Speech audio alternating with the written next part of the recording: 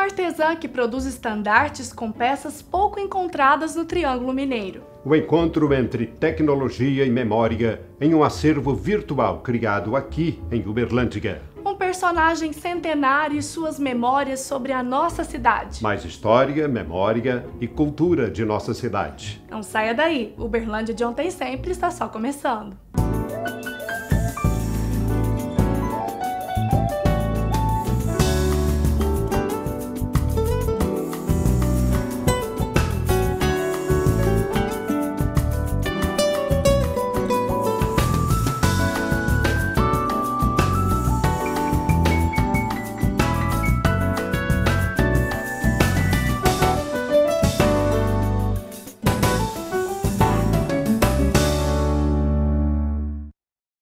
Cultura, religiosidade e ousadia. Uma artesã que se dedica à produção de estandartes com uma matéria-prima que deriva de suas viagens pelo mundo. Confira.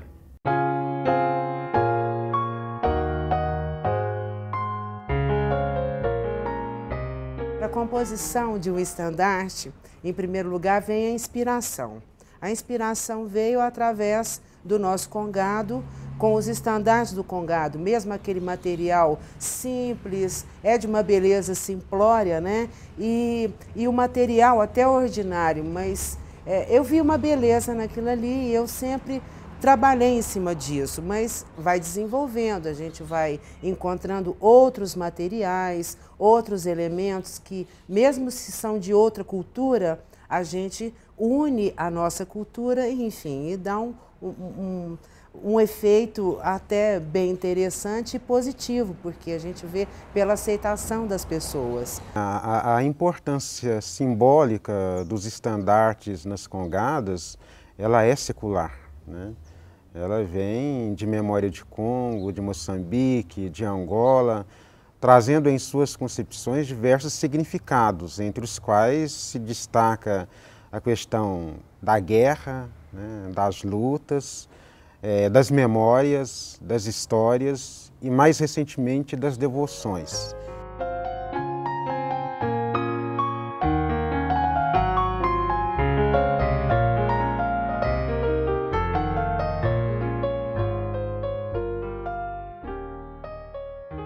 E, figurativamente, nos estandartes, dependendo das regiões de Minas Gerais, eles apresentam várias simbologias e vários santos, né? Em Uberlândia é mais constante, é mais permanente a presença de Nossa Senhora do Rosário e de São Benedito. Mas você tem de Santa Efigênia, de Nossa Senhora das Mercês, Nossa Senhora de Fátima, de São Domingos, você tem uma série de santos, de devoções, dependendo da região onde esses estandartes se encontram. Esse estandarte de Nossa Senhora da Aparecida, por exemplo, são fuxicos de uma senhorinha de 103 anos, ela já faleceu, lá de Divinópolis. Então são pequenas coisas que a gente vai... às vezes você nem sabe para quando que vai utilizar, mas a hora certa, e eu acho que vem a calhar justamente na composição do estandarte.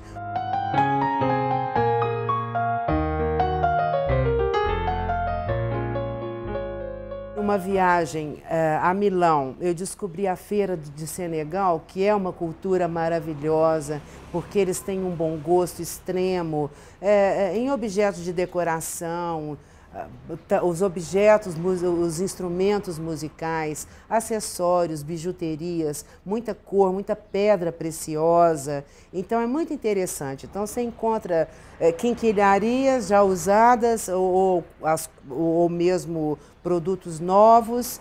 E esses brinquinhos aqui são cristais, eu sei que são cristais da região da Itália.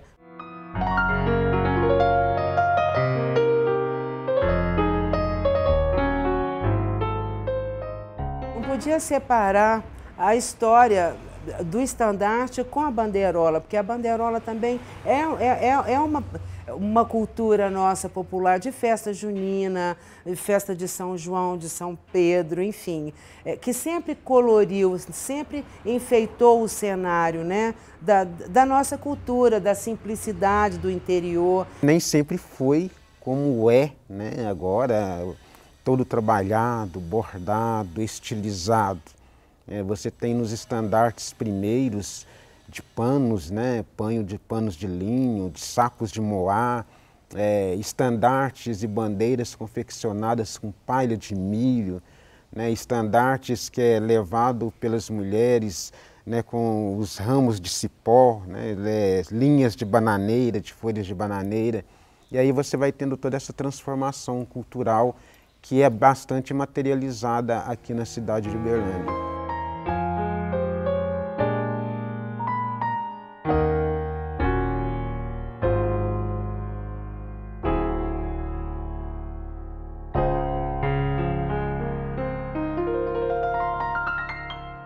Mais de 100 anos e muitas histórias para compartilhar, desde a origem da cidade até os seus principais avanços. O personagem de hoje é o Sr. Adib Daoud. Confira!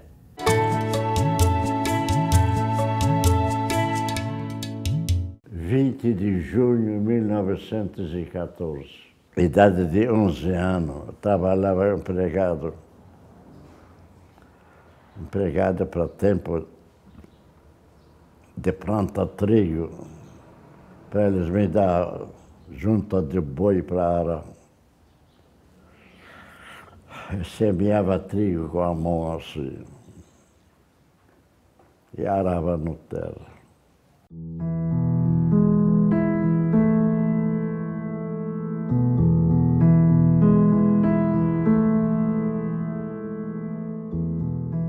Tem certas horas eu fico sentado ali.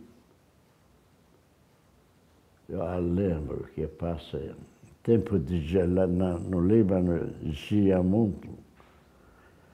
1925 que vim para cá, fiquei. Quando eu não vim para cá, eu cheguei no santo dia 8 de maio dia 8 de maio de 1929, e fui morar numa fazenda. Trabalhei no café, eu fiquei na casa de uns pretos, mas os pretos eram melhor do que os brancos. Tem as meninas lá, nós dormimos no colchão de palha de milho, e elas me ensinaram.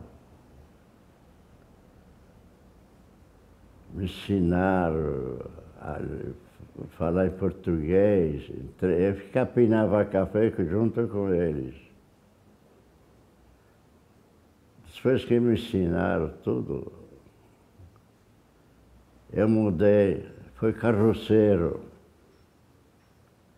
De carroceiro para Mascate, sofri 6 anos.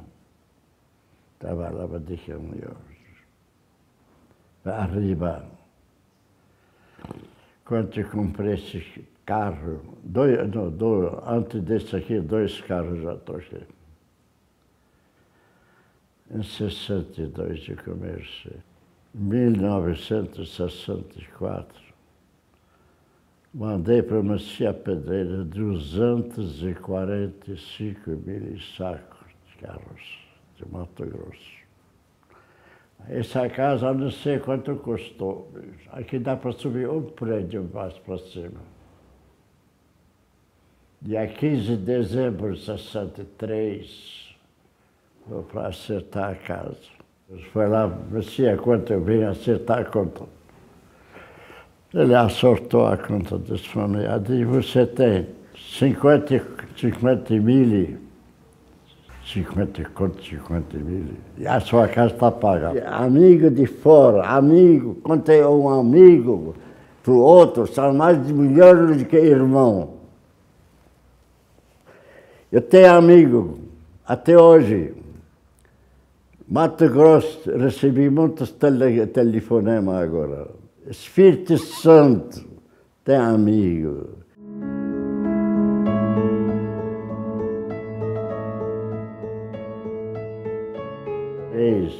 Romeu, Roberto e Rubens. Rubens está em Jundiaí, em Sorocaba. Romeu está em Goiânia. O Roberto está aqui, ele é professor da faculdade da engenharia lá da... Tem 5 netos. Bisneto tem 6. Eles vieram aqui, fizeram a festa ontem, anteontem, ficaram 5 dias. Porque eu fazia a festa no tempo da minha senhora. Vivi com ela 73 anos. Não existe ninguém vive como eu vivi com ela. Não existe ninguém. 73 anos. Toda vez que viajava, dava um beijo nela. Quando voltava, dormia à noite, dava um beijo nela. Levantava, um beijo. Nunca se levantamos sem dar um beijo para outra. A mulher mais que...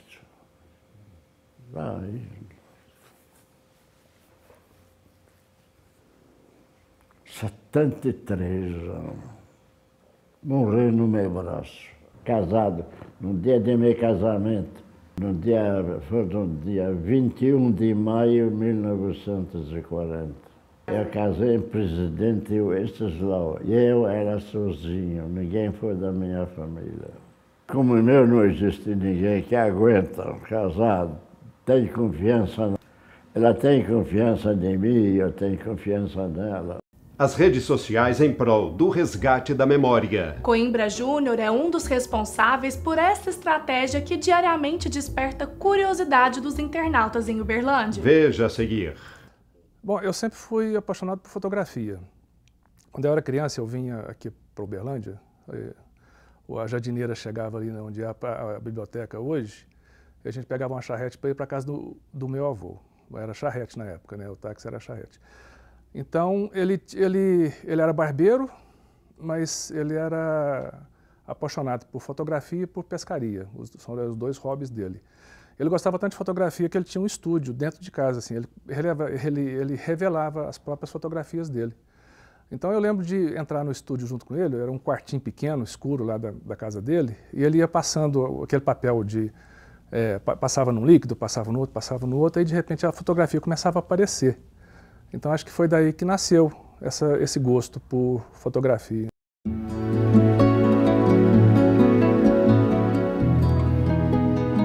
Aí eu já tinha montado uma página para a agência no Facebook, não tinha muita audiência, não estava dando muito certo, e eu tinha 2, 3 fotografias que me mandaram via e-mail da cidade antiga, de como era Uberlândia antigamente. Aí pensei, não, eu vou criar alguma coisa para colocar essas páginas aqui, essas fotos.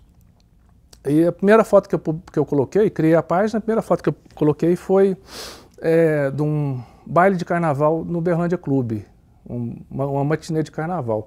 Só que eu coloquei como se fosse no Cine Teatro Uberlândia.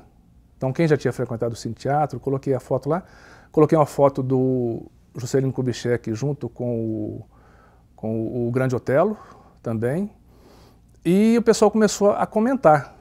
Começaram a comentar a foto, começaram a comentar uma coisa, outra me desmentiram, porque não era o Cine Uberlândia, era o Uberlândia Clube, na verdade, a foto, e aí começou.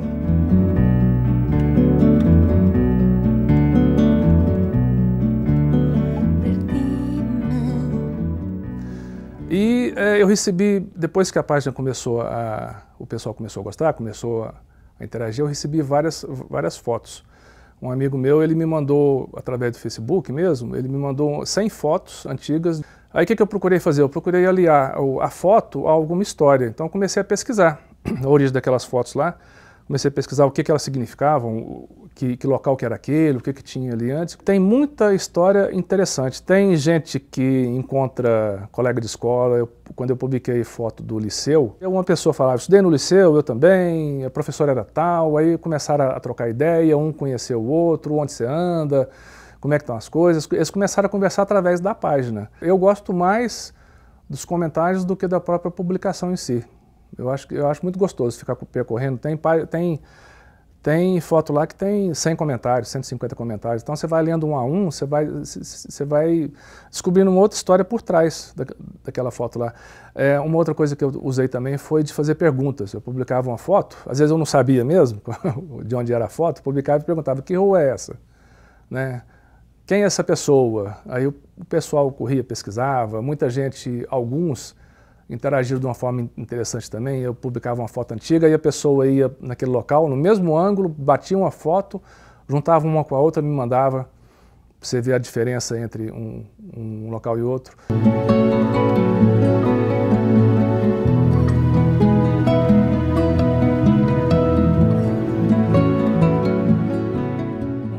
Eu formei em administração, depois especializei em finanças.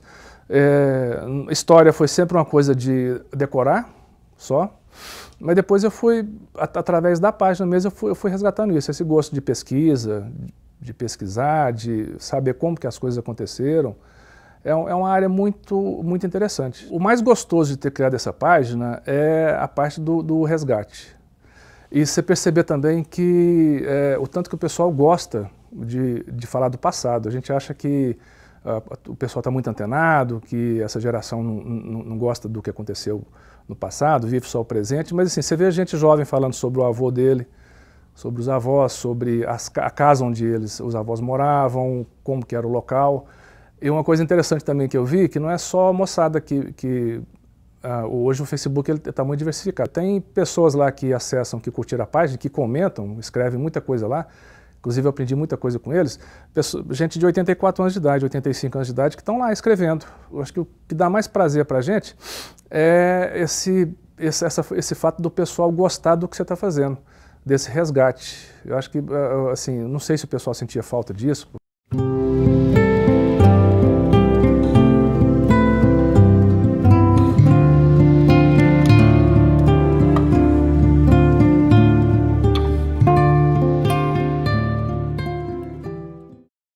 Olá!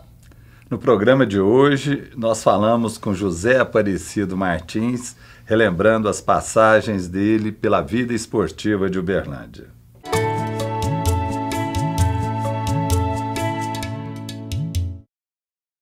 Conta para nós aquela famosa partida de futebol do Uberlândia com o Botafogo do Rio, que o Zagallo tirou o time de campo para não perder a invencibilidade. Exatamente. Isso foi em 1968. Veja bem, 36 anos. Todo ano levanta-se as revistas, jornais do país inteiro, porque o Botafogo já estava invicto 26 partidas. O Botafogo chegou a 45 partidas invicto. Ele veio aqui, estava em 26 partidas.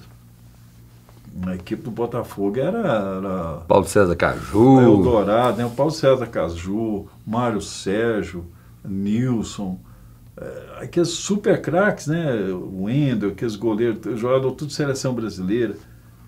O Paulo César Caju, numa máscara danada, quando o Botafogo veio, foi lá para o Hotel Presidente, né? Que era o melhor hotel da época, para ele dar uma entrevista para a TV Triângulo. Precisou de eu chamar o presidente do Botafogo, que era o Charles Boré. Foi lá, precisou de ir lá no quarto dele lá em cima, ele deitado lá na cama, deu entrevista deitado. Porque ele tinha que dar entrevista para o povo ver que o Paulo César Caju estava aí, né?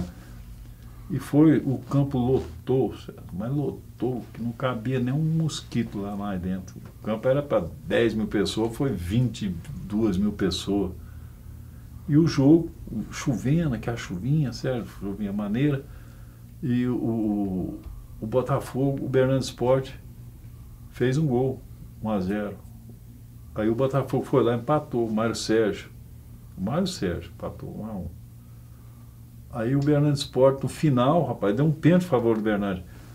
O Hélio Costo, que era a bola, parece, não, dava 2-2. O Uberlândia fez 2-1, Botafogo empatou, esta vez do Nilson, 2-2.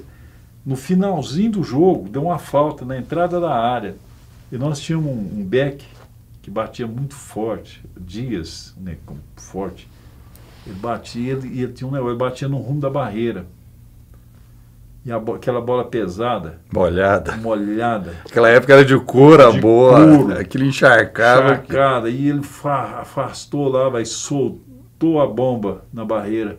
E o Mário Sérgio catou a bola vinha nele, né? Pênalti. Devia se o Botafogo deixou bater. O Zagallo era o técnico. O Zagallo entrou dentro, porque eles iam perder a invencibilidade no último minuto, né? Aí o Zagallo entrou no campo, conversou com o Paulo Sérgio, né? Paulo César. Paulo Caju, mandou tirar o time. Ele que mandou tirar, eu estava lá junto, mandou tirar o time de campo. Não, é para tirar o time de campo, não vai bater. E tirou o time de campo. E não deixou bater.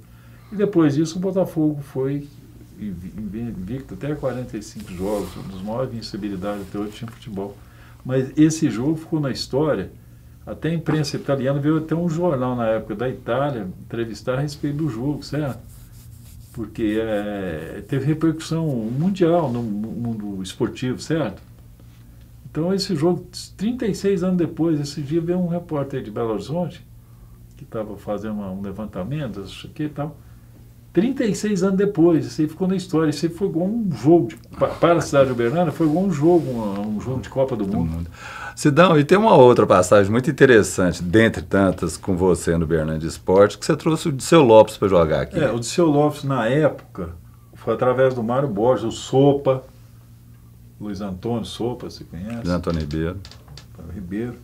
O Dirceu Lopes foi o seguinte, o Dirceu Lopes ele parou de jogar no Cruzeiro em plena forma.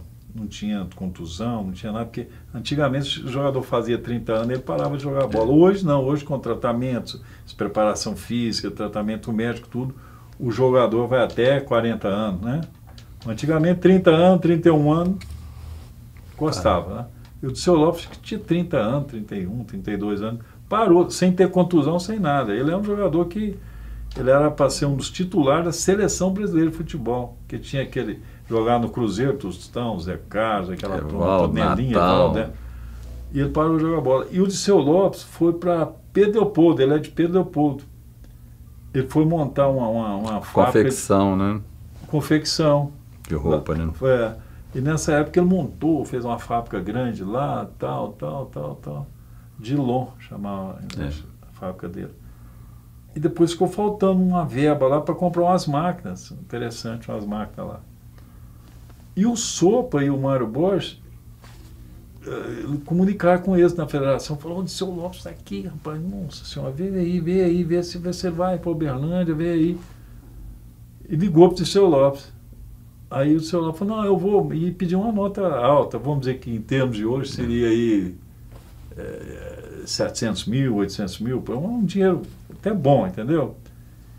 E na época nós fomos atrás quem patrocinou, quem fez o pagamento foi o Edmundo, da CCO. Patrocinou o Dirceu Lopes. Não. A CCO estava uma empresa todo vapor, né? Fazer o serviço prefeitura, do estado, todo lugar. O Dirceu Lopes, a CCO pagou tudo, ou quase tudo, da vinda do Dirceu Lopes. Aí foi um maior sucesso, porque o Uberlândia Esporte ia jogar em qualquer cidade, ia jogar para o Poços de Caldas. O estado lotava. O hotel, então, onde que ele estava lá, o povo ia lá, pedia autógrafo, pedia... E ele estava em plena forma física, técnica. O cara é fabuloso, jogador de futebol, certo? E o comportamento dele? Nossa Senhora, ele era uma pessoa educadíssima, sério, não tinha vício, não tinha nada. Então, ele nunca contundiu o Dirceu Lopes. Ele ficou um ano aqui, foi um maior sucesso. Depois, como ele tinha a fábrica dele, né, falou, vou trabalhar na minha fábrica, tal, foi para lá. Esse dia até uma revista de Belo Horizonte veio aí. Eles escreveram um livro sobre o Dirceu Lopes, agora, esse mês agora. Que basicamente foram os dois times que ele jogou, Cruzeiro e Uberlândia. Cruzeiro e Uberlândia, para saber a passagem dele, então nós detalhamos a passagem dele aqui, tudo. Foi uma passagem maravilhosa. O Maurinho, que é um jogador do Uberlândia Esporte, aprendeu muita coisa muito com ele. Eles tinham uma ligação muito... Eles são muito amigos, entendeu? Então, a passagem dele foi muito boa, porque trouxe um know-how para o Uberlândia Esporte até hoje. Até hoje eu acho que o Uberlândia Esporte, em virtude da cidade ser uma cidade cosmopolita, que na minha época nós trouxemos muito jogador de fora. Eu, Zé Gomes de Fátima, trouxemos o Arlindo de São Paulo, trouxemos o Dirceu Lopes, trouxemos o Moraes. Uberlândia é uma cidade cosmopolita, Celso, que aqui o povo gosta de coisa boa. O povo aqui não gosta.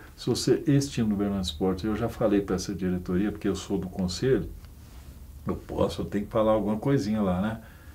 Eles teimam em trazer jogadores da região, de Tuiutaba, de Catalão. Falei, gente, o Uberlândia aqui, o povo não aceita. Vocês têm que ir no Palmeiras, trazer 2, 3 jogadores do Palmeiras, tem que ir lá no Vasco, trazer 2 ou 3 lá, trazer no Cruzeiro, no Atlético.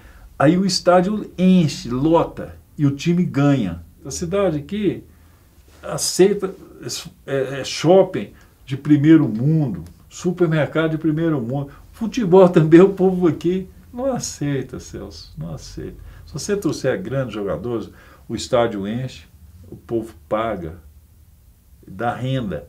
Se não trouxer, o povo não vai ao campo, vai só aquelas 500 pessoas lá, ainda vai o time. Bem, por hoje nós vamos ficando por aqui, mas ainda tem muita conversa com o Sidão sobre as suas histórias no futebol uberlandense.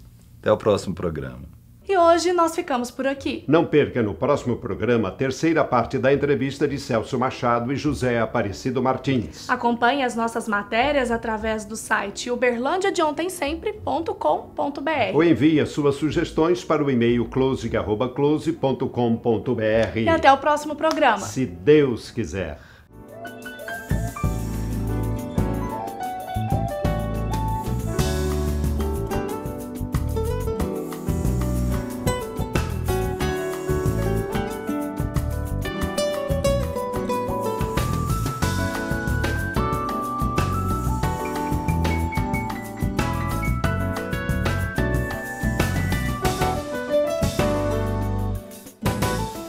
Patrocínio Algar. Gente servindo gente.